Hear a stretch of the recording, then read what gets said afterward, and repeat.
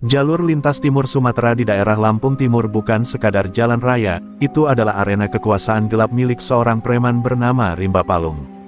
Lelaki bertubuh tinggi besar dengan rambut gondrong kusut dan tatapan mata bagai binatang buas itu, setiap harinya berdiri di tikungan maut dekat perkebunan sawit. Di sanalah ia dan gerombolannya menebar teror. Truk-truk besar yang melintas dari arah Sumatera ke Jawa menjadi sasaran empuk pemalakan. Bagi Rimba, semua yang lewat wajib setor uang jalan, atau nyawa jadi taruhan. Pagi itu, kabut masih menggantung rendah, ketika seorang sopir tua memberanikan diri menolak membayar. Dalam waktu kurang dari 2 menit, tubuhnya sudah tergeletak berlumuran darah di bawah pohon karet. Rimba tak peduli siapa korbannya, tua, muda, laki-laki, atau perempuan. Baginya, kekuasaan bukan tentang siapa yang kuat, tapi siapa yang paling ditakuti. Setiap darah yang menetes di jalur itu menjadi pengingat bahwa wilayah tersebut adalah miliknya. Polisi sudah lama bungkam, entah karena takut atau memang dibeli. Di salah satu warung kecil pinggir jalan, warga berbicara berbisik-bisik saat nama Rimba disebut. "Dia bukan manusia," ujar seorang ibu penjual gorengan. "Kemarin supir dari Aceh dihajar cuma karena tak mau bayar 200.000. Tak ada yang berani melawan, apalagi menyebut nama Rimba sembarangan. Banyak yang percaya Rimba punya ilmu hitam, konon tubuhnya kebal bacok, dan bisa bicara dengan makhluk halus penjaga jalan." Meski begitu, kekuasaan Rimba tak selalu berjalan mulus. Beberapa sopir dari luar daerah mulai resah dan menyebarkan kabar tentang jalur mematikan itu. Beberapa komunitas truk sudah membicarakan cara memotong jalur atau menunggu konvoi. Tapi belum ada yang cukup nekat untuk menghadapi Rimba secara langsung. Para pengusaha ekspedisi hanya bisa berdoa agar muatan mereka lolos tanpa masalah. Di balik kekejamannya, Rimba juga dikenal punya aturan sendiri. Jika sopir membayar, ia akan menjamin keamanan. Jika tidak, neraka menanti. Rimba sendiri tinggal di sebuah bangunan tua bekas pos penjagaan Belanda yang disulap menjadi markas. Di dindingnya tergantung parang berlumuran darah yang tak pernah dibersihkan, simbol kekejamannya. Tiap malam, ia duduk di atas kursi rotan reyot sambil memandang jalan, seperti raja menunggu upeti dari rakyatnya. "Besok katanya ada truk cengkeh dari Palembang lewat sini," ujar salah satu anak buahnya. Rimba tersenyum miring, matanya menyala. "Cengkeh mahal, kita sambut dia dengan baik." Tak ada yang tahu bahwa truk cengkeh yang disebut bukan dikemudikan sopir biasa. Bukan juga sopir pria bertubuh kekar seperti biasanya. Yang akan datang esok pagi adalah seorang gadis muda, sendirian, tangguh, dan menyimpan rahasia yang tak akan pernah diperkirakan Rimba. Ia bukan manusia biasa. Tapi pagi itu, jalan masih lengang. Asap dari puntung rokok Rimba mengepul lambat, sementara ia menatap lurus ke kejauhan, seolah bisa melihat masa depan yang mulai retak. Tanpa sadar, hari itu akan menjadi awal dari kehancuran kekuasaan yang ia bangun dengan darah dan ketakutan. Asap tipis mengepul dari cerobong knalpot truk tua berwarna biru kusam yang melaju pelan di antara rimbunnya pohon-pohon sawit dan ladang jagung. Di balik kemudi, Sinta, seorang gadis muda berjaket jeans pudar, memandang lurus ke depan dengan sorot mata tajam. Tangan mungilnya mantap menggenggam setir, wajahnya keras namun menyimpan kedamaian. Muatan cengkeh kering dari Palembang di belakangnya adalah hasil panen rakyat kecil yang harus sampai ke gudang pengepul di Jawa Timur tepat waktu. Ia tak sekadar mengantar barang, ia membawa harapan. Sejak kecil, Sinta diajari mengemudi oleh ayahnya yang juga mantan sopir lintas. Tapi bukan hanya keterampilan jalanan yang ia warisi. Kakeknya, seorang pendekar tua, penjaga ilmu leluhur, mewariskan sesuatu yang lebih dalam, ajian rawa rontek. Ilmu langka yang menjadikan pemiliknya hidup kembali setiap kali mati dalam pertarungan, selama niatnya tetap bersih. Tapi Sinta bukan gadis sombong. Ia hanya menggunakan ilmu itu bila terpaksa. Dan perjalanan kali ini, bisa jadi waktunya telah tiba. Radio truk menyala samar, memutar lagu lawas Rhoma Irama yang seolah menambah aura perjalanan klasik penuh resiko. Sinta tahu, jalur lintas timur Sumatera bukan jalur main-main. Banyak rekannya sesama sopir memperingatkan tentang Rimba Palung, preman gila yang memeras siapapun yang lewat. Tapi Sinta tak gentar, ia sudah mendengar desas-desus kekejaman itu. Bahkan sempat melihat foto mayat sopir dari Aceh yang dibantai hanya karena menolak bayar uang jalan. Beberapa kilometer sebelum memasuki wilayah Lampung Timur, Sinta sempat berhenti di warung kecil untuk membeli air mineral. Seorang ibu tua pemilik warung melihatnya dengan cemas. "Nak, jangan jalan sendirian lewat sini. Banyak sopir nggak balik," katanya lirih. Sinta hanya tersenyum. "Saya nggak sendiri, Bu." Ucapan itu terdengar aneh, seolah ia ditemani sesuatu yang tak kasat mata. Sang ibu hanya mengangguk pelan, tak berani bertanya lebih jauh. Truk kembali melaju. Udara mulai terasa berat saat jalan mulai rusak dan suara jangkrik di ladang makin nyaring. Rimba dan anak buahnya sudah mengatur barikade tidak jauh dari tikungan maut, tempat favorit mereka memalak. Mereka duduk santai di pinggir jalan sambil bermain kartu, menunggu mangsa. Rimba mengunyah sirih sambil menatap jalanan dengan tatapan lapar. Kalau benar truk cengkeh itu sopirnya cewek, lumayan buat mainan, ucapnya disambut tawa kasar anak buahnya. Di kejauhan, suara mesin truk mulai terdengar. Rimba berdiri, wajahnya berubah garang. "Itu dia," katanya sambil meludah ke tanah. Anak-anak buahnya langsung bersiap, memblokir sebagian jalan dengan drum bekas dan sebatang pohon tumbang. Mereka tidak tahu siapa yang sedang mereka hadang. Mereka pikir hanya gadis lemah yang bisa dipermainkan. Mereka pikir hanya muatan cengkeh yang datang. Sinta perlahan menginjak rem. Matanya menatap lurus ke depan, melihat 6 pria bersenjata tajam berdiri dengan wajah penuh ancaman. Tapi ia tak gentar. Tangan kanannya sudah mulai menyentuh kantong kecil berisi bunga melati kering, jimat peninggalan kakeknya. Dalam hatinya, ia berbisik, kalau mereka tak mengerti kata-kata, maka rawa rontek harus bicara. Dan disinilah segalanya akan dimulai, bukan sebagai akhir dari perjalanan, tapi awal dari pertumpahan darah yang tak pernah disangka akan datang dari seorang gadis pengemudi truk. Truk cengkeh itu akhirnya berhenti beberapa meter dari barikade. Mesin dibiarkan tetap menyala, dentumannya menggema lirih di tengah keheningan jalan lintas. Sinta menatap ke depan dengan tenang, tanpa rasa takut. Keenam preman yang menghadang mulai mendekat, menggoyang-goyangkan senjata tajam di tangan mereka. Salah satu dari mereka, lelaki bertubuh tambun bernama Asril, menghentak bodi truk dengan gagang golok. "Turun, Neng. Bayar uang jalan dulu kalau mau lewat," bentaknya, seolah jalur ini milik nenek moyangnya. Sinta membuka pintu perlahan dan turun dari kabin. Tubuhnya mungil, namun sikapnya tegak dan tak goyah sedikit pun. Ia berdiri tepat di depan para preman, memandangi mereka satu persatu dengan tatapan yang tajam dan dingin. "Saya nggak bawa uang untuk kalian," ucapnya datar. "Kalau kalian butuh makan, kerja yang benar. Tapi kalau cuma bisa pala dan ngancam, lebih baik kalian mundur sekarang." Ucapannya membuat gerombolan itu terdiam sejenak. Tak menyangka gadis ini berani membalas kata-kata mereka. Asril tertawa terbahak. "Wah, sopir cewek satu ini galak juga. Lo pikir siapa lo ngomong kayak gitu ke kami?" Ia meludah ke tanah, lalu maju dan menodongkan golok ke dada Sinta. "Kalau bukan karena lo cantik, udah dari tadi gue tebas." Namun Sinta tetap tak bergeming. Ia merogoh saku jaket dan mengeluarkan segenggam bunga melati kering. Para preman tertawa, mengira itu semacam jimat atau kelakuan aneh sopir dari dusun. Tiba-tiba, langkah kaki berat terdengar dari arah semak-semak. Rimba Palung muncul dengan mata menyala dan senyum menyeringai. Ia berjalan mendekat seperti harimau melihat mangsa. "Ini truk cengkeh dari Palembang itu?" tanyanya kepada anak buah. "Dan ini, sopirnya." Rimba tertawa lebar melihat sosok Sinta. Kecil, tapi keras kepala. "Gua suka." Tangannya meraih dagu Sinta. Namun sebelum menyentuh, Sinta menepisnya dengan keras hingga tubuh besar Rimba sedikit terdorong ke belakang. Para anak buah Rimba langsung mencabut senjata. Ketegangan pecah, tapi Rimba mengangkat tangan, menahan mereka. Wajahnya berubah. Baru kali ini ada yang berani menamparkan tangannya di depan umum. Perlahan, ia berjalan memutari Sinta, memperhatikan setiap gerak-geriknya. "Lo gak tahu lo lagi berhadapan sama siapa, ya?" ucapnya pelan tapi beracun. "Gue kasih lo pilihan terakhir.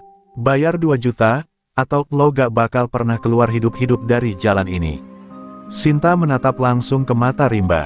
"Gue tahu lo siapa, dan lo pun harus tahu, lo baru saja membuka pintu kematian lo sendiri." Ucapan itu membuat anak buah Rimba terdiam, merasa ada hawa dingin aneh yang menyelusup di antara tubuh mereka. Beberapa mulai gelisah, meski tak tahu mengapa. Sementara Sinta mengambil langkah mundur, lalu menggenggam bunga melati di tangan, meremasnya erat hingga kelopak-kelopaknya luruh ke tanah. Angin tiba-tiba berembus kencang, membuat daun-daun berguguran dan debu beterbangan. Mata Rimba menyipit, merasa ada sesuatu yang tak beres. Di kejauhan, burung-burung gagak melintas rendah, seolah memberi pertanda. Dan di saat itu, semesta mulai bergerak, bukan untuk menyelamatkan siapapun, tapi untuk mengadili. Preman-preman yang telah lama menari di atas darah dan tangisan, hari ini, akan menghadapi sesuatu yang tak pernah mereka bayangkan. Hening menyelimuti jalanan setelah angin kencang berlalu. Daun-daun kering berjatuhan perlahan, melambai seolah menyambut sesuatu dari alam gaib.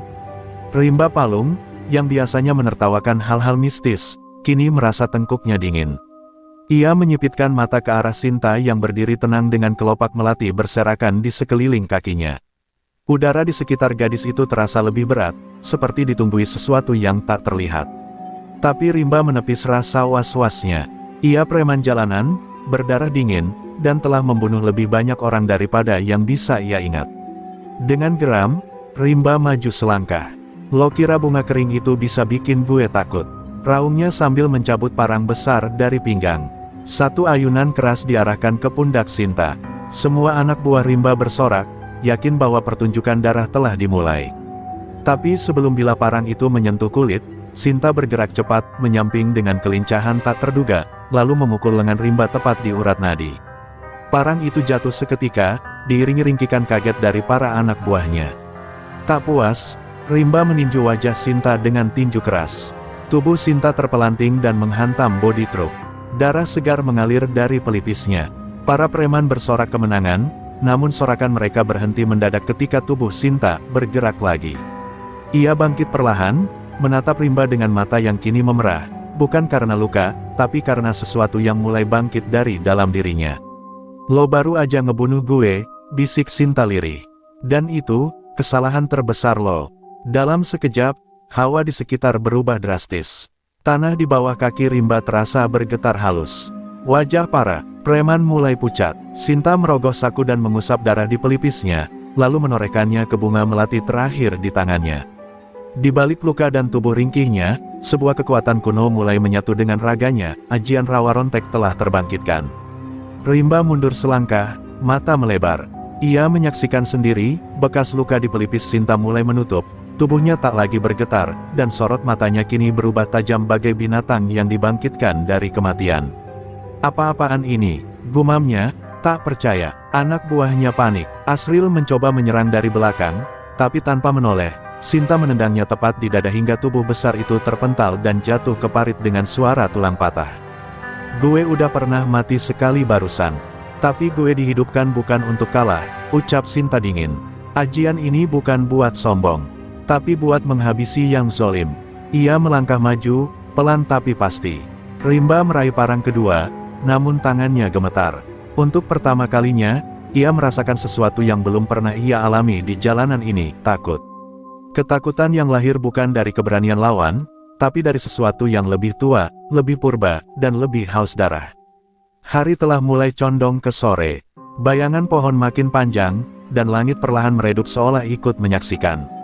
Di bawah sorotan sinar matahari terakhir, seorang gadis yang semula tampak lemah kini berdiri sebagai sosok pembawa kehancuran bagi para pemalak jalanan. Dan di hadapan Rimba Palung, penguasa lintas timur, kematian telah menampakkan wajahnya, melalui mata seorang gadis pengemudi truk. Langkah kaki Sinta menghantam tanah dengan dentingan perlahan, seolah waktu ikut melambat menyaksikan kemarahannya menjelma nyata.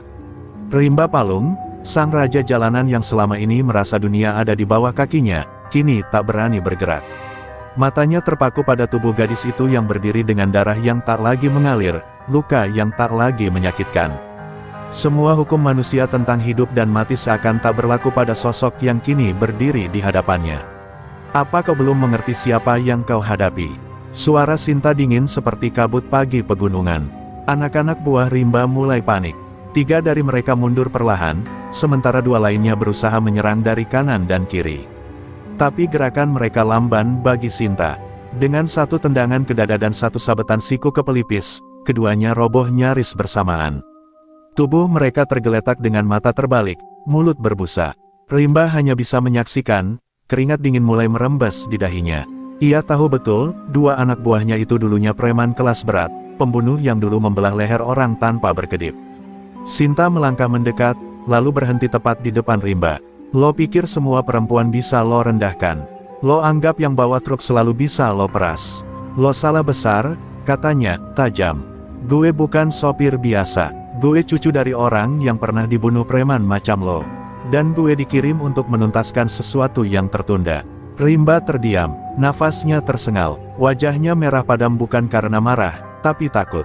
Kata-kata Sinta mulai mengoyak dinding ego dan kesombongannya yang selama ini tak tergoyahkan. Masih dengan napas teratur, Sinta menunduk dan mengambil kembali bunga melati yang tadi jatuh.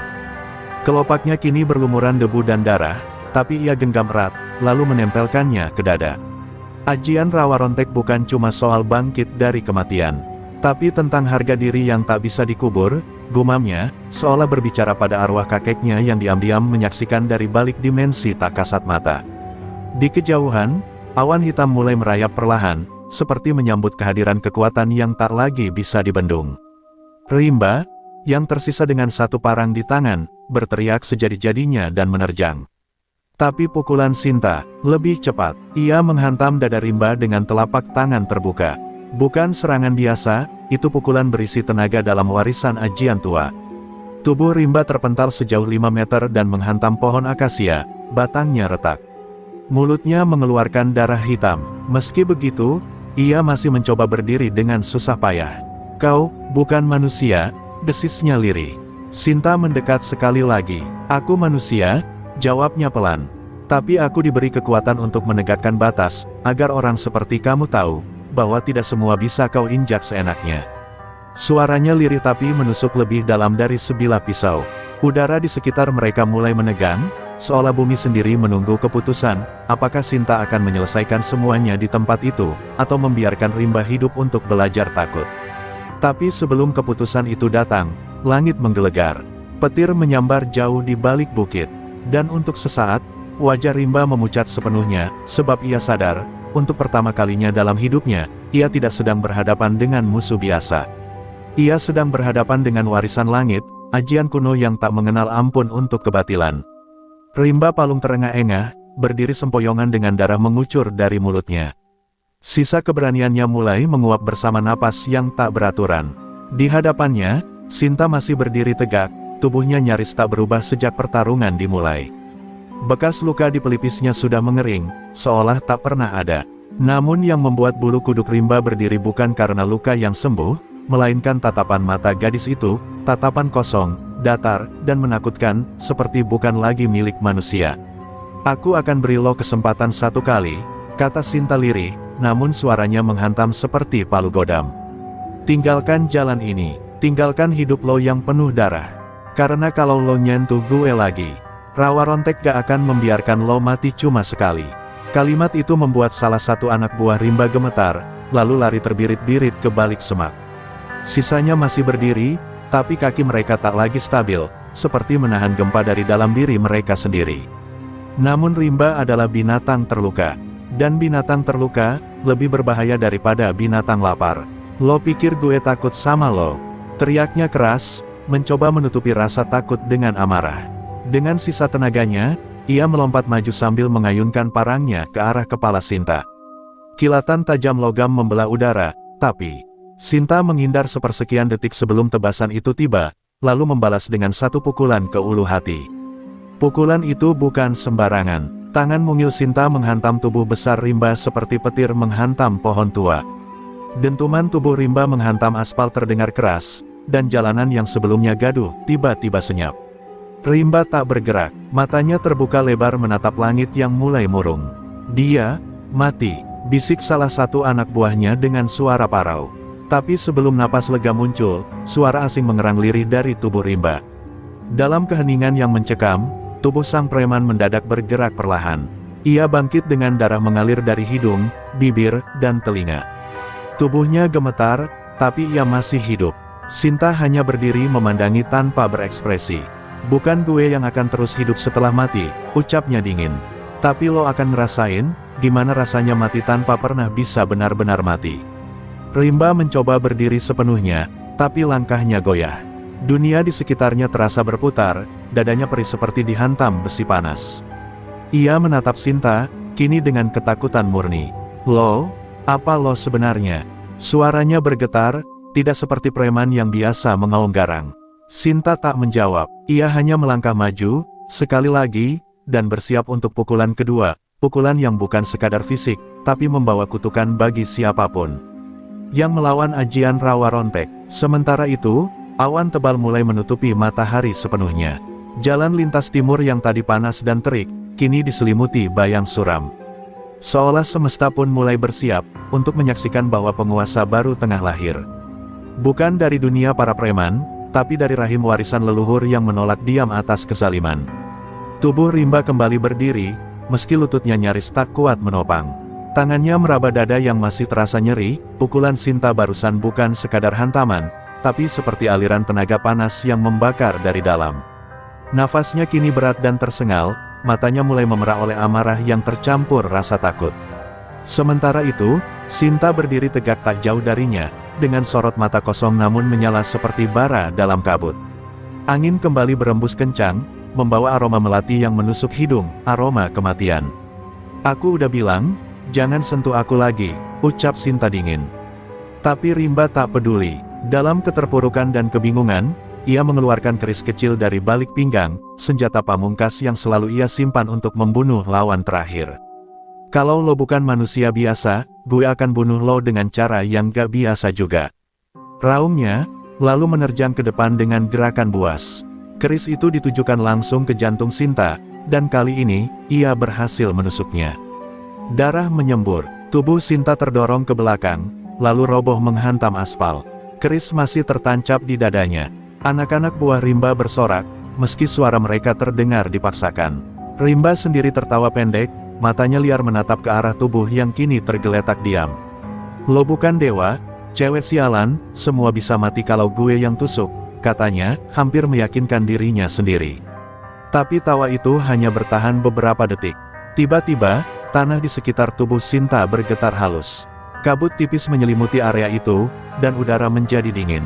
Kelopak-kelopak melati di tangan Sinta mulai bersinar samar, menyebarkan cahaya redup ke seluruh penjuru.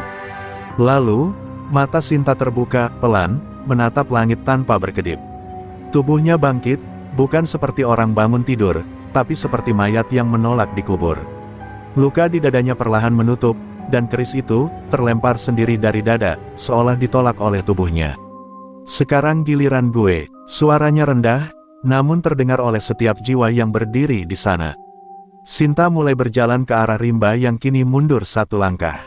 Anak buahnya sudah tak berani bergerak, bahkan ada yang jongkok sambil berdoa dalam hati. Tak pernah dalam hidup mereka melihat seseorang bangkit setelah ditusuk di jantung, dan kini berjalan seperti tak terjadi apa-apa, malah makin kuat. Itulah Rawa Rontek, ilmu yang membuat pemiliknya tak bisa mati selama niatnya bersih dan dendamnya belum tuntas. Rimba mengayunkan parang lagi, kalap dan tak terarah, tapi semua serangannya tak lagi berarti. Sinta menangkisnya dengan satu tangan, lalu memutar tubuh dan menghantamkan lutut ke perut Rimba hingga pria itu terlempar kembali dan muntah darah.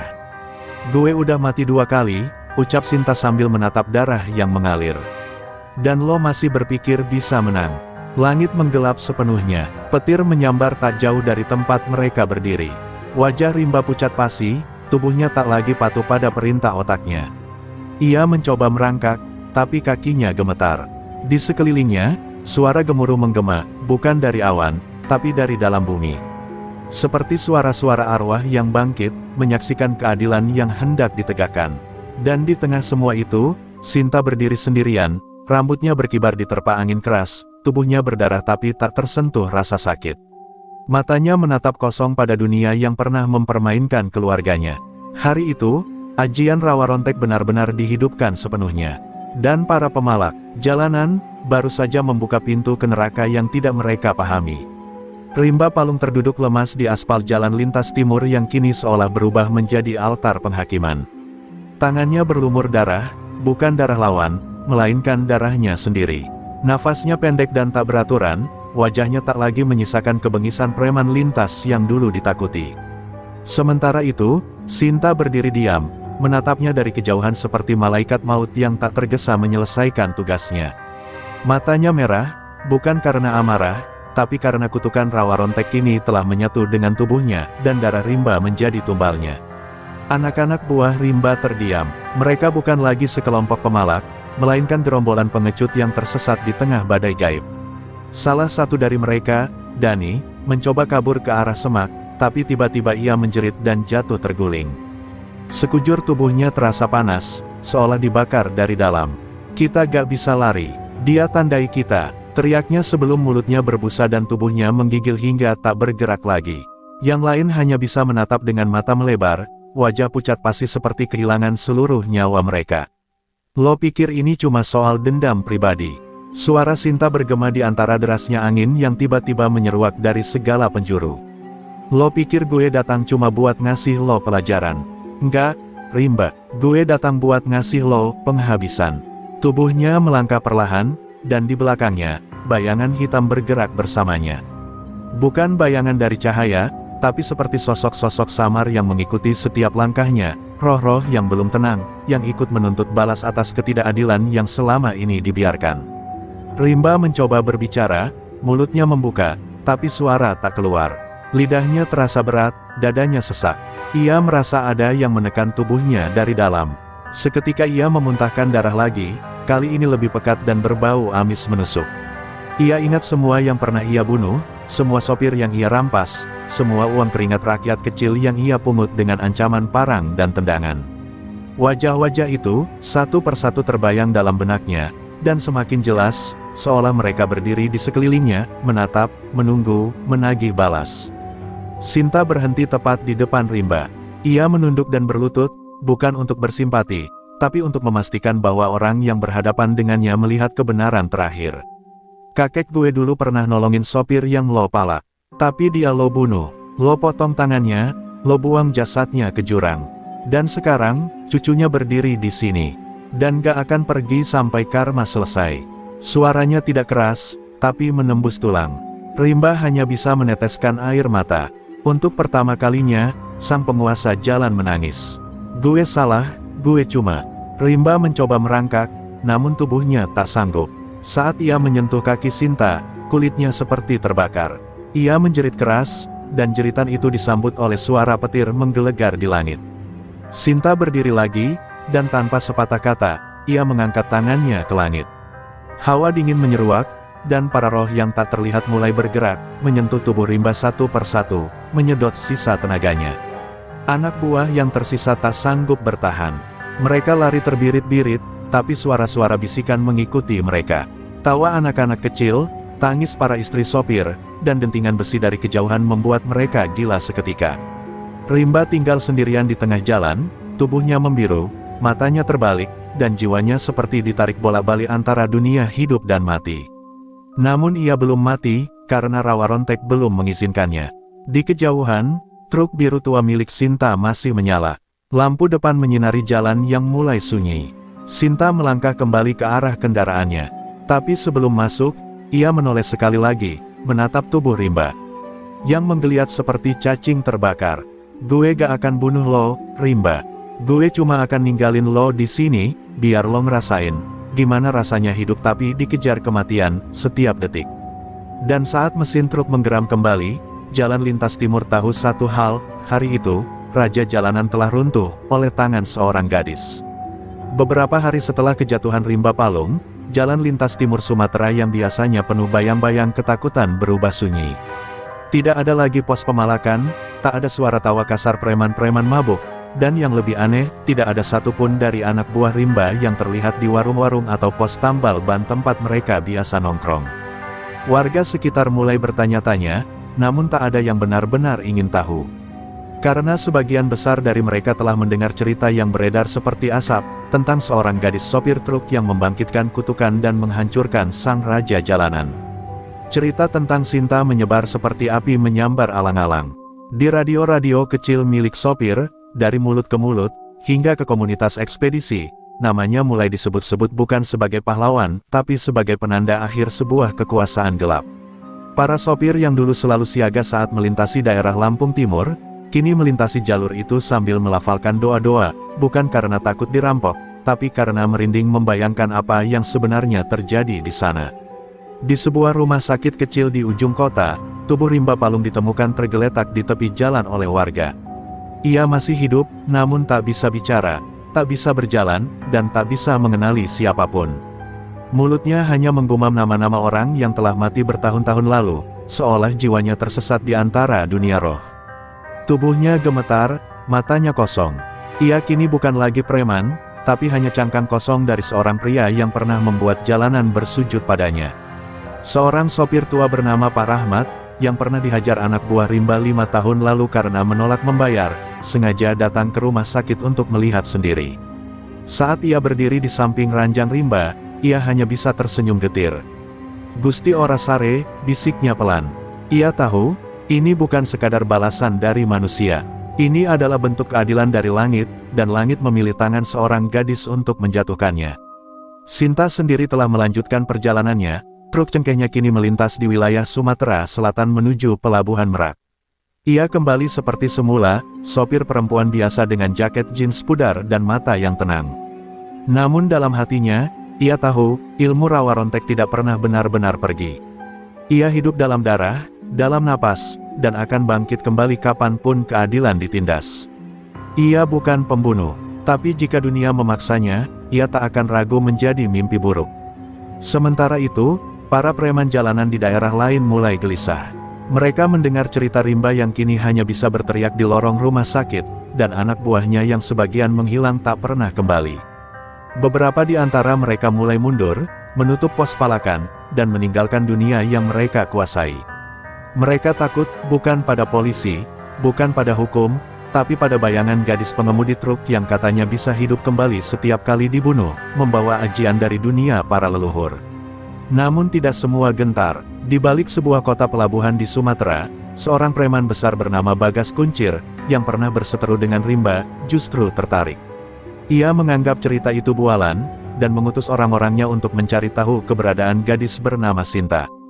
"Kalau memang dia punya ajian rawa rontek," kata Bagas sambil menyalakan rokok, "gue pengen lihat sendiri, apa dia masih bisa hidup kalau gue bakar dia hidup-hidup." Di saat cerita Sinta menyebar seperti legenda, jalannya belum berakhir, karena dunia ini terlalu besar untuk diisi oleh satu kejahatan yang tumbang. Dan meski Rimba telah hancur, bayangan hitam lain mulai bangkit di tempat yang berbeda. Sinta belum tahu, bahwa yang akan datang berikutnya jauh lebih gelap, dan rawa rontek akan kembali diuji, bukan oleh senjata, tapi oleh api dendam yang lebih dalam dari kematian. Angin laut menyapu wajah Sinta saat truk cengkehnya memasuki kawasan pelabuhan Bakauheni. Wajahnya lelah, tapi matanya tetap awas. Perjalanan panjang dari Palembang hingga ke titik ini seharusnya menjadi penutup muatan, namun firasat di hatinya berkata lain, ia belum benar-benar selesai. Kemenangan atas Rimba Palung menyisakan jejak, dan dalam dunia yang penuh darah dan dendam, kemenangan seringkali menjadi undangan bagi bahaya yang lebih besar. Dari kejauhan, dua pria berjaket hitam tengah mengamati Sinta dari balik kaca sebuah mobil pikap tua. Mereka adalah orang suruhan Bagas Kuncir, preman besar asal Teluk Betung yang mendengar kabar soal Sinta dan rawa rontek. Pria itu terkenal bengis, menyiksa korbannya bukan demi uang, tapi demi kesenangan. Bagi Bagas, mendengar ada seorang gadis sopir yang kebal mati, bukan membuatnya takut, melainkan membuatnya penasaran dan tergoda untuk menguji batasnya. Sinta turun dari truk untuk membeli air dan makanan ringan. Ia tidak tahu bahwa kamera ponsel diam-diam mengambil gambarnya dari kejauhan. Dalam hitungan menit, foto itu sudah dikirim ke Bagas, yang duduk santai di sebuah rumah judi rahasia. Melihat wajah Sinta di layar ponselnya, Bagas menyeringai. "Cantik, tapi katanya bisa hidup berkali-kali." Menarik, ia lalu menjentikkan abu rokok ke lantai. "Bawa dia hidup-hidup, jangan dibunuh dulu. Gue mau ngobrol dulu sama orang yang bisa menantang kematian." Di sisi lain, Sinta merasakan sesuatu yang tak nyaman. Udara di pelabuhan terasa terlalu tenang, terlalu bersih dari suara yang biasa ia dengar. Ia menoleh ke arah mobil yang berhenti terlalu lama. Tatapan matanya bertemu sejenak dengan mata salah satu pria di dalam mobil itu. Hanya sebentar, tapi cukup membuat Sinta sadar, ia sedang diawasi. Ia segera kembali ke truk, menyalakan mesin, dan bergegas menuju jalur antrean kapal. Namun malam telah datang, dan cuaca berubah mendadak. Hujan turun deras saat Sinta sudah berada di atas kapal penyeberangan. Cahaya petir menyambar di balik laut, memperlihatkan bayang-bayang samar yang berdiri di geladak kapal, dua pria berjaket hitam yang menaiki kapal diam-diam tanpa tiket. Mereka membawa besi panjang dan seutas rantai, siap menyergap kapan saja. Mereka pikir Sinta adalah mangsa. Mereka tak tahu bahwa mereka sedang masuk ke wilayah ajian yang tak mengenal takut. Sinta tahu kapal ini akan memakan waktu beberapa jam untuk sampai ke Merak. Ia tak bisa lari, tapi kali ini, ia tidak berniat lari. Ia tahu, sejak ia membangkitkan Rawa Rontek, hidupnya tak akan lagi biasa. Ia menatap gelapnya lautan, dan di dalam dadanya, bunga melati yang tersimpan dalam kantong kecil mulai menghangat. Sebuah pertanda, darah akan kembali tumpah. Kalau mereka mau datang, bisik Sinta pada dirinya sendiri, mereka harus siap melihat kematian, yang tak bisa mereka pahami. Sementara kapal bergoyang di tengah badai, malam itu menjadi malam pertama dalam babak baru. Rimba memang telah tumbang, tapi Bagas Kuncir sedang membuka gerbang neraka yang lebih dalam. Dan Sinta, bersiap menjadi penjaganya. Hujan mengguyur dek kapal dengan keras, menciptakan irama mencekam di tengah lautan gelap. Lampu-lampu kapal berkelap-kelip samar diterpa angin dan kabut asin. Penumpang lain memilih diam di kabin atau berselimut di bangku panjang. Namun Sinta tidak bisa tenang. Ia berdiri di samping truknya yang terparkir di lambung kapal, matanya menatap pintu geladak yang sesekali terbuka tertiup angin. Ia tahu, mereka sudah masuk. Ia bisa merasakannya, bukan dari suara, tapi dari tekanan udara yang berubah. Instingnya menjeritkan bahaya. Dua pria bertudung hitam itu menyusuri lambung kapal dengan langkah pelan. Di tangan mereka, rantai dan besi tajam siap menghantam. Mereka tak berteriak, tak mengancam, hanya berjalan dalam diam seperti dua pemburu yang yakin mangsanya sudah terkunci. Salah satu dari mereka menatap truk besar muatan cengkeh, lalu memberi isyarat. Mereka menyangka Sinta sedang bersembunyi di dalam. Perlahan mereka mendekat, namun tak sadar bahwa sang pemilik truk telah berdiri tepat di atas mereka. Dengan satu gerakan cepat, tubuh Sinta melompat dari atas dek kontainer. Kakinya menghantam bahu pria pertama, membuatnya tersungkur ke lantai kapal. Yang satunya terkejut dan langsung memutar rantai ke arah Sinta. Suara gemerincing besi menggema, namun Sinta bergerak seperti bayangan. Ia menunduk dan menghantam perut pria itu dengan lutut. Seketika, terdengar suara napas tercekik dan darah menyembur dari mulut si pria. Namun mereka bukan anak buah Rimba. Mereka terlatih. Si pria pertama bangkit sambil menarik pisau karambit dari balik sepatu. Dengan cepat, ia menyerang, menggores lengan kiri Sinta. Darah menetes, namun ekspresi Sinta tetap dingin. Luka itu, hanya pemicu. Ia menatap kedua pria itu, lalu mencabut bunga melati dari kantong dalam jaketnya. Ia meremasnya erat, dan dalam sekejap, angin di sekitar mereka berhenti. Pria kedua yang melihat itu langsung mundur, merasa ada sesuatu yang salah. Ia mencoba menyerang kembali, tapi kali ini, Sinta menangkis dengan kekuatan tak biasa. Ia mencengkeram lengan si pria, memutar, dan menghantam dadanya dengan telapak tangan penuh tenaga dalam. Pria itu terlempar ke dinding kapal hingga pingsan, tubuhnya kejang. Yang tersisa hanya satu orang. Ia gemetar, pisau di tangannya bergetar hebat. Ia berusaha lari, tapi langkahnya goyah, dan pandangannya mulai dipenuhi bayangan-bayangan hitam yang muncul entah dari mana. "Apa kalian pikir gue cuma legenda?" Suara Sinta terdengar lirih namun menusuk. "Gue hidup, dan gak akan mati sebelum semuanya lunas." Ia berjalan perlahan mendekati pria terakhir. Pria itu mencoba menusuk, namun tiba-tiba tangannya lumpuh. Sinta mencengkeram pundaknya, lalu membisikkan sesuatu ke telinganya. Tak ada yang tahu apa yang ia katakan, tapi pria itu menjerit, menjatuhkan pisaunya, dan tersungkur seperti orang kerasukan. Ia menangis dan meracau, menyebut nama-nama yang tidak dimengerti siapapun. Sinta berdiri di tengah genangan hujan di dek kapal. Kapal bergoyang tenang, seolah lautan pun tahu siapa yang kini berkuasa di atasnya. Penumpang yang mengintip dari dalam kabin hanya melihat siluet perempuan berdiri sendiri, sementara dua pria bersenjata tergeletak tak berdaya.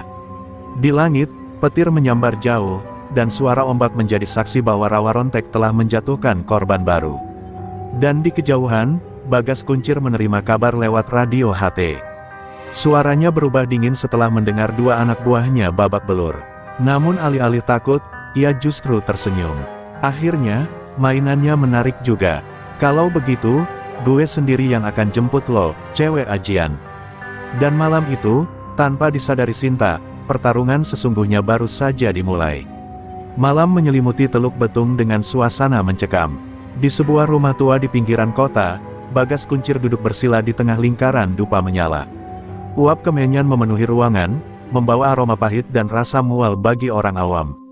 Tapi bagi Bagas, itu adalah wangi kekuasaan. Di depannya, berdiri seorang lelaki renta bersorban hitam dan mata putih, Ki Sengkolo, dukun tua yang sudah puluhan tahun menjadi penjaga ajian hitam di Sumatera bagian selatan. Dia membawa rawa rontek. "Ki, gue butuh ilmu buat ngimbangin itu," kata Bagas pelan, tapi suaranya mengandung dendam yang mendidih. Ki Sengkolo tak langsung menjawab. Ia memejamkan mata, membakar sesaji, lalu merogohkan di tanah liat berisi darah ayam hitam. "Rawa rontek bukan ajian sembarangan, Bagas," ucapnya. "Itu ajian langit, tapi setiap ajian putih selalu punya bayangannya. Jika dia hidup kembali berkali-kali karena rawa rontek, maka kau harus menanam kutukan ajian Lodrageni. Api yang tak akan padam sampai raga hangus dan jiwa terikat." Mata Bagas menyala. Ia tak peduli pada konsekuensinya. Ia ingin lebih dari membunuh Sinta. Ia ingin melihat jiwanya terbakar dalam hidupnya sendiri. Sementara itu, kapal yang ditumpangi Sinta telah merapat di Merak. Udara darat tak kalah dingin dari laut, namun rasa tenang tak pernah benar-benar datang. Sinta tahu, meskipun dua pria telah ia tumbangkan, bahaya belum selesai. Bahkan kini, langkahnya terasa lebih berat, bukan karena lelah, tapi karena ia mulai merasakan getaran ilmu hitam dari kejauhan. Suatu energi asing yang panas, menyengat, dan penuh dendam, berbeda dari apapun yang pernah ia hadapi sebelumnya. Ia menghentikan truknya di pinggir jalan dan menatap langit malam. Tak ada bintang, hanya awan kelam menggantung di atas horizon. Sinta mengambil sehelai melati lagi, lalu menekannya di dada. Tapi kali ini, ia merasa melati itu tidak hangat seperti biasanya. Bahkan terasa sedikit dingin. Ada yang mulai ganggu keseimbangan, gumamnya pelan. Ia tahu, ajian rawa rontek bekerja di atas niat yang bersih dan dendam yang lurus. Tapi jika yang datang adalah ajian dari bawah tanah, maka pertarungan berikutnya bukan cuma soal hidup dan mati. Di Teluk Betung, Bagas Kuncir membuka matanya yang kini berubah merah membara. Tubuhnya terasa panas, seakan bara api menyala dari dalam pori-pori. Dari balik punggungnya, muncul bayangan merah menyerupai sosok kerbau bertanduk, namun tidak berbentuk utuh, makhluk halus penunggu ajian Lodrageni. Ki Sengkolo tertawa kecil. "Mulai malam ini, api akan menjadi bagian dari jiwamu. Kau tak akan bisa disentuh, tapi kau pun tak akan bisa kembali jadi manusia biasa." Bagas hanya tersenyum. "Gue gak butuh jadi manusia, Ki. Gue cuma pengen lihat cewek rawa rontek itu terbakar sampai tulangnya nyatu sama aspal jalanan." Sinta kembali ke dalam truk dan menutup pintu rapat. Ia menatap cermin kecil di dashboard. Wajahnya mulai terlihat berbeda, lebih tirus, lebih keras. Bukan karena lelah, tapi karena beban dari ilmu yang ia warisi mulai menunjukkan dampaknya. Rawa rontek adalah anugerah, tapi juga kutukan. Ia diberi kesempatan hidup, namun semakin banyak ia gunakan, semakin tipis batas antara dirinya dan dunia arwah. Dari dalam saku, ia mengambil foto kecil mendiang kakeknya, seorang sopir tua yang dulu dibunuh di lintas timur oleh tangan-tangan preman. "Kek, kalau aku harus ngelawan ilmu dari neraka, aku siap," bisiknya. Ia tahu, perjalanannya belum selesai. Dan pertarungan yang akan datang bukan sekadar fisik, tapi pertarungan antara dua kekuatan abadi. Langkah-langkah kaki yang ringan terdengar di gelapnya malam, namun hawa yang mengikuti begitu berat dan panas. Di belakang gudang tua tempat Sinta menepikan truknya, asap hitam mulai merayap dari tanah, bukan asap kebakaran biasa, melainkan kabut tebal yang mengandung asap dupa darah kiriman Ki Sengkolo, pembawa awal kutukan ajian Lodrageni. Malam itu, Bagas tak mengirim orang. Ia mengirim roh api, makhluk tak terlihat yang hanya bisa disentuh oleh mereka yang menyatu dengan ajian putih. Sinta, dengan rawa ronteknya, menjadi satu-satunya sasaran yang bisa disentuh dan dibakar dari dalam. Sinta tiba-tiba menggigil, meski udara di luar begitu pengap. Ia menoleh ke kaca spion, tak ada siapa-siapa. Namun saat ia menunduk, kakinya mulai memanas. Uap keluar dari sela-sela sepatunya, seperti api merayap dari bawah tanah. Ia langsung keluar dari truk, menjejakkan kaki ke aspal, dan menyentuh tanah dengan telapak tangan. "Ajian api," bisiknya, "ini bukan dari dunia atas. Ia berdiri, tubuhnya kini dikepung hawa panas tak kasat mata. Suara tertawa kecil terdengar di telinganya, suara yang berat, parau, dan seolah berasal dari kedalaman bumi. Dari balik gelap gudang, muncul sesosok siluet merah membara, tak memiliki wajah, hanya tubuh seperti arang dengan mata menyala merah. Makhluk itu berdiri tanpa suara, lalu mengangkat tangannya. Api menyala dari kedua telapak tangannya, dan dilemparkan ke arah Sinta. Gadis itu melompat ke samping, tapi lidah api tetap mengejarnya seperti makhluk hidup. Api itu bukan membakar benda, melainkan membakar jiwa. Truk cengkeh milik Sinta terkena percikan, dan meski bodinya utuh, bunga melati di dalamnya layu seketika. Sinta menyadari, ini bukan lawan biasa. Ia merogoh leher bajunya dan mengambil sebuah kain lusuh berisi abu bunga melati kering pemberian almarhum ibunya. Ia menaburkan abu itu ke tanah dan membentuk lingkaran. Begitu lingkaran lengkap, api yang mengejarnya berhenti, seolah tertahan oleh dinding tak terlihat. Tapi Sinta tahu, perlindungan ini hanya bertahan sementara. Ia mengangkat tangannya, lalu menyatukan telapak dengan napas dalam. Dalam detik itu, tubuhnya mulai diselimuti cahaya putih kebiruan, tanda rawa rontek mulai membentengi raganya. Makhluk api itu meraung, dan tiba-tiba menyerang langsung. Tubuh Sinta terpental menghantam dinding gudang. Tapi saat ia jatuh, tak ada luka. Justru dari lantai tempat ia mendarat, muncul bunga melati satu persatu, bunga dari alam arwah yang datang sebagai penawar dari nyala neraka. Sinta berdiri lagi, napasnya berat, tapi matanya kembali menatap makhluk itu dengan keyakinan yang utuh. Lo pikir lo bisa hancurin rawa rontek dengan api? Serunya, gue hidup bukan karena ajian, gue hidup karena dendam yang belum selesai. Makhluk api menyerang sekali lagi. Tapi kali ini, Sinta menyambutnya. Ia berteriak lantang, dan dari mulutnya meluncur mantra kuno, warisan darah dari para leluhur pejuang yang pernah dibantai oleh preman jalanan. Suara itu menghantam udara seperti dentuman petir. Dan ketika kedua kekuatan itu bertabrakan, api lodra geni dan cahaya rawa rontek, ledakan besar menghancurkan sisi gudang, dan tanah di bawah mereka terbelah, mengeluarkan uap hitam dan bunga-bunga melati yang membara tapi tidak hancur. Saat asap menghilang, makhluk itu telah lenyap. Tapi Sinta terhuyung. Tubuhnya tak sepenuhnya utuh lagi, tangannya terluka, wajahnya pucat, dan aura di sekitarnya berguncang. Ia berhasil menahan serangan, tapi jelas rawa rontek mulai terkuras. Ia menatap tangannya sendiri, merasakan denyut yang tak biasa. Ini belum akhir, gumamnya lirih. Bagas belum muncul, dan dia pasti lebih dari sekadar bayangan. Dan di kejauhan, di sudut sebuah rumah panggung gelap, Bagas Kuncir menyaksikan dari cermin asap. Ia tertawa pendek, menyaksikan Sinta terengah-engah. "Bagus," katanya pelan. "Kita lihat, sekuat apa rawa rontek lo, waktu gue datang sendiri." Setelah pertarungan malam itu, Sinta berlindung di sebuah musala kecil di tepi jalur truk Cilegon. Tubuhnya lemah, mata membengkak karena kelelahan, dan luka di lengannya tak kunjung sembuh meski rawa rontek masih aktif. Ia duduk bersandar di tembok usang, memejamkan mata, mencoba meresapi napas sendiri. Tapi di balik keheningan, ia tahu satu hal pasti, rawa rontek mulai retak. Bukan karena ajian itu melemah, melainkan karena jiwanya goyah. Dalam benaknya, wajah-wajah para korban terus bermunculan, dan Sinta mulai bertanya, apakah ini semua pantas diperjuangkan? Tiba-tiba, pintu musala berderit pelan. Seorang lelaki tua dengan sorban lusuh dan tongkat kayu berdiri. Di ambang pintu, wajahnya keriput, tapi matanya tajam seperti mata elang. Sinta terkejut, tapi lelaki itu hanya tersenyum. "Kau mirip ibumu," ucapnya pelan. "Dan lebih mirip lagi dengan kakekmu, pendekar terakhir pemegang rawa rontek." Suaranya tenang, tapi menyentak hati Sinta seperti petir. "Siapa Anda?" tanyanya dengan suara lemah. Lelaki itu duduk perlahan di sampingnya. "Namaku Mbah Salim. Dulu aku teman seperguruan kakekmu. Dan aku datang, karena waktumu tinggal sedikit." Sinta menatap lelaki tua itu dengan napas terhenti. "Apa maksudnya?"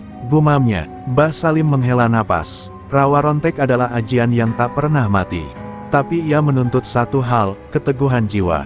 Jika dendammu mulai goyah, jika kau mulai ragu, ajian ini akan memberontak. Dan dalam keadaan seperti sekarang, kau bisa meledak dari dalam sebelum musuhmu membunuhmu. Kata-kata itu membuat dada Sinta mencelos. Ia sadar, luka-lukanya tak sembuh karena hatinya mulai diliputi bimbang, amarah yang berubah jadi kesedihan, dan kelelahan yang berubah jadi keputusasaan. Tapi aku masih ingin menuntaskan ini semua, ujar Sinta lirih. Mbah Salim mengangguk, kau masih bisa, tapi hanya jika kau bersedia menerima satu warisan terakhir dari garis darah kakekmu. Sinta menatapnya ragu. Warisan apa? Mbah Salim menatap lurus ke depan. Ajian Sukma Jagat, ajian yang bisa memurnikan rawa rontek dan menjadikannya utuh kembali. Tapi, sekali digunakan, tak bisa ditarik kembali. Tubuhmu bisa hilang dari dunia nyata. Kau akan menjadi bagian dari keseimbangan alam. Hidup, tapi tak bisa kembali. Sinta terdiam. Ia menunduk, memikirkan semua yang telah ia lalui, rimba, para pemburu dari Bagas, makhluk api, dan kini, pertarungan utama yang sudah di depan mata. Kalau aku terima, apa aku masih bisa membunuh Bagas? Tanyanya. Mbah Salim menatapnya dalam-dalam. Bukan hanya membunuh, kau bisa menghapus seluruh ajian lodra geni dari tubuhnya. Tapi kau harus yakin, tidak ada lagi bimbang. Tidak boleh ada ragu, tidak boleh ada tangis. Malam mulai turun kembali. Sinta berdiri perlahan, tubuhnya masih lemah, tapi pandangannya kini lebih tegak dari sebelumnya. Ia menatap tangan kanannya, tangan yang selama ini menjadi alat pembalasan, sekaligus beban kutukan. Ajar aku, Mbah, ucapnya pelan. Aku sudah terlalu jauh untuk mundur. Mbah Salim tersenyum. Kalau begitu, bersiaplah. Karena malam ini, kita akan bangkitkan warisan terakhir dari leluhurmu. Dan di tempat lain, di tengah api dupa dan darah kambing hitam, Bagas Kuncir mulai menulis nama Sinta dengan darahnya sendiri di atas kulit manusia. Ia tersenyum puas, tak tahu bahwa gadis yang ia incar, kini telah membuka gerbang ajian tertinggi dari garis rawa rontek. Langit malam terasa jauh lebih gelap dari biasanya saat Mbah Salim memandu Sinta ke tengah hutan bambu yang sunyi. Tak ada suara jangkrik, tak ada desir angin, seolah alam pun menahan napas, menyambut datangnya sebuah ritual kuno yang telah lama terkubur. Di tengah sebuah lingkaran batu purba, Mbah Salim menanamkan tongkatnya ke tanah. Di tempat ini dulu, kakekmu menyatu dengan rawa rontek. Dan malam ini, kau akan melampauinya. Sinta berdiri diam, tubuhnya masih berbalut luka, tapi sorot matanya tajam. Ia sudah siap. Ritual dimulai. Mbah Salim menyalakan dupa dari campuran tulang bunga melati, abu tulang banteng putih, dan minyak warisan leluhur. Asapnya pekat, dan ketika Sinta menghirupnya, kesadarannya mulai goyah. Dunia di sekelilingnya bergetar. Ia melihat tanah membuka, dan dari celahnya muncul cahaya, bukan terang, tapi sukma. Dalam hitungan detik, tubuhnya roboh, namun jiwanya terangkat, mengembara ke alam antara. Sinta melayang dalam ruang tanpa batas.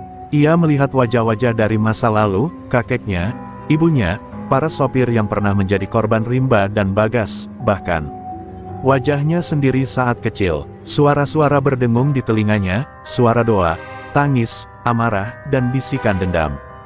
Di antara itu semua, muncul cahaya putih yang berubah-ubah bentuk, hingga akhirnya berbentuk seorang perempuan berkerudung putih dengan mata yang bersinar. Sinta, suara itu memanggil. Rawa rontek bukan untuk pembalasan, tapi untuk penegak keseimbangan. Perempuan itu menunjuk ke dadanya, dan Sinta melihat api menyala di sana. Api itu bukan membakar, tapi membuka jalan. Jalan menuju Sukma Jagat. Jika kau memilih jalan ini, tubuhmu akan setengah hidup, setengah mati. Dunia tidak akan memahamimu, tapi kau akan jadi penjaga terakhir, pemurni rawa rontek, dan musuh bagi segala ajian hitam yang menyimpang. Sinta menatap cahaya itu dan menjawab mantap, aku tidak lagi berjuang untuk dendam, tapi untuk mengakhiri teror. Tiba-tiba, ledakan cahaya membawanya jatuh kembali ke tubuhnya. Ia tersentak, terbangun di tengah lingkaran batu. Tapi kini, auranya berbeda. Wajahnya lebih teduh, namun penuh daya. Tubuhnya memancarkan semburat putih kebiruan yang menggetarkan udara di sekeliling. Di dadanya, melati putih menyala seperti bara suci. Mbah Salim tersenyum dan menunduk. Ajian Sukma Jagat telah menyatu. Sinta menggenggam tanah di bawahnya. Ia tak lagi merasakan luka, tak lagi merasakan sakit. Yang ia rasakan hanyalah keseimbangan. Tapi bersama itu, datang pula rasa yang tak bisa disangkal, ia tak akan bisa hidup seperti manusia biasa lagi. Ia adalah jembatan antara dunia kasar dan dunia gaib. Ia berdiri pelan, menatap ke arah barat. Bagas sudah mulai memanggilku. Aku bisa rasakan itu. Mbah Salim mengangguk. Tapi ingat, Kekuatanmu sekarang bukan untuk membunuh, tapi untuk menghapus. Jika kau membiarkan amarah menguasai, maka sukma jagat akan lepas, dan rawa rontek akan mengamuk. Sinta menatapnya, lalu tersenyum tipis. Aku tak akan melawan dengan amarah. Aku akan melawan dengan keadilan. Dan malam itu, untuk pertama kalinya sejak ajian rawa rontek turun ke bumi, seorang pewaris muncul dengan kesadaran penuh dan kekuatan yang utuh.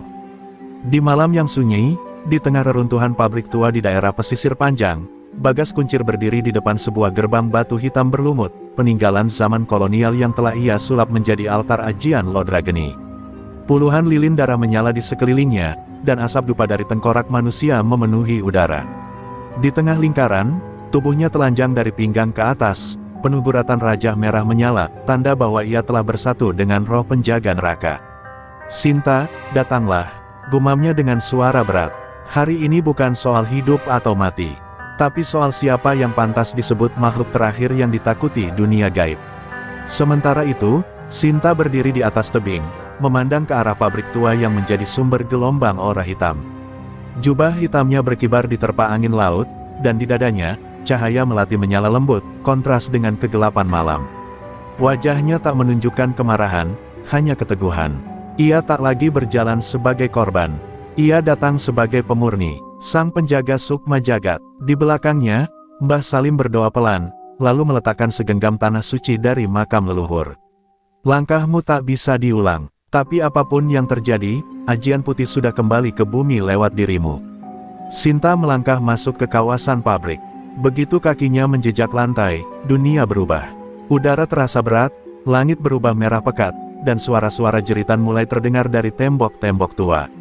Arwah-arwah yang dikurung Bagas di tempat itu mulai meronta, merasakan kehadiran kekuatan suci. Tapi Sinta tetap tenang. Setiap langkahnya memunculkan bunga melati dari lantai, dan setiap bunga yang mekar, menghapus satu roh yang terbelenggu. Keadilan mulai membersihkan darah yang selama ini mengendap di tanah itu. Di tengah altar, Bagas membuka matanya yang kini merah menyala. Kau datang juga, katanya sambil tertawa. Gue pikir lo bakal kabur. Sinta hanya berdiri tegak. Aku tidak datang untuk membunuhmu, Bagas. Aku datang untuk mengakhiri kutukan yang kau bawa. Bagas mengangkat tangannya, dan api hitam menyembur dari tanah. Berhenti omong kosong. Lodra Geni bukan untuk dihentikan, tapi untuk menguasai dunia. Teriaknya, satu hentakan kakinya mengguncang tanah, dan roh-roh gentayangan mulai menyerbu dari segala arah. Sinta menutup matanya sejenak, lalu mengangkat kedua tangannya. Cahaya sukma jagat meledak dari tubuhnya, menciptakan kubah pelindung yang membakar roh-roh jahat itu menjadi debu putih. Bagas meraung marah. Lo pikir cahaya bisa melawan api neraka? Dengan kekuatan penuh, ia menyerang, tubuhnya melesat seperti bola api raksasa. Tapi Sinta, dengan tenang, melompat menyambutnya. Tubuh mereka bertabrakan dalam dentuman dahsyat, dan ledakan energi memecahkan kaca-kaca tua pabrik, menerbangkan debu ke langit. Pertarungan berlangsung dalam kecepatan dan kekuatan di luar batas manusia. Setiap pukulan Bagas melepaskan lidah api, tapi Sinta membalasnya dengan tamparan sukma yang mendinginkan. Api dan cahaya bertabrakan terus-menerus, mengubah area altar menjadi medan perang dimensi antara dua dunia. Tapi dalam setiap benturan, Sinta mulai unggul. Karena kekuatan Bagas dibangun di atas kebencian, sedangkan Sinta berdiri atas pengampunan dan keseimbangan. Dalam satu momen penentu, Sinta merangkul tubuh Bagas dan berbisik, "Kau bukan lawanku. Kau hanya bayangan dari dendam yang terlalu lama dibiarkan hidup." Lalu ia menyalurkan seluruh energi sukma jagat ke dada Bagas. Tubuh lelaki itu membara, bukan karena dibakar, tapi karena diberi cahaya. Jeritan Bagas menggema, bukan karena kesakitan, tapi karena jiwanya dipaksa menatap kebenaran yang selama ini ia tolak. Dan dalam detik itu, api Lodra Geni padam. Pabrik tua itu runtuh perlahan. Arwah-arwah melayang bebas ke langit.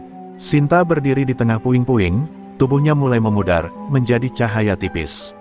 Mbah Salim muncul dari kejauhan, menatap haru. Sinta menatap langit, tersenyum lirih, dan membisikkan satu kalimat terakhir, "Tugas selesai, kini aku bukan milik dunia lagi." Beberapa hari setelah pabrik tua dipanjang runtuh, wilayah itu kembali sunyi seperti tak pernah menjadi medan pertarungan dua kekuatan gaib. Tapi bagi sebagian orang yang peka, terutama para sesepuh dan pewaris ilmu tua, mereka tahu, telah terjadi sesuatu yang mengubah garis takdir ilmu ajian di Sumatera. Bagas Kuncir lenyap tanpa jejak, dan bersama itu pula, nama Sinta tak terdengar lagi. Tidak ditemukan mayat, tidak ada sisa tubuh. Hanya melati-melati putih yang bermekaran di antara puing-puing, dan bau kemenyan suci yang bertahan berhari-hari. Di sebuah warung kecil di Pringsewu, seorang anak muda bernama Damar, sopir truk pemula berusia 20-an, tengah membaca koran tua yang ditemukan dari tumpukan bekas. Di halaman terakhir, ada potret pabrik panjang yang hangus, dan gambar bunga melati yang mekar di lantai beton. Ini, bukan melati biasa, gumamnya. Ia teringat akan cerita almarhum ibunya tentang perempuan sopir truk yang tak bisa mati, yang katanya menguasai rawa rontek.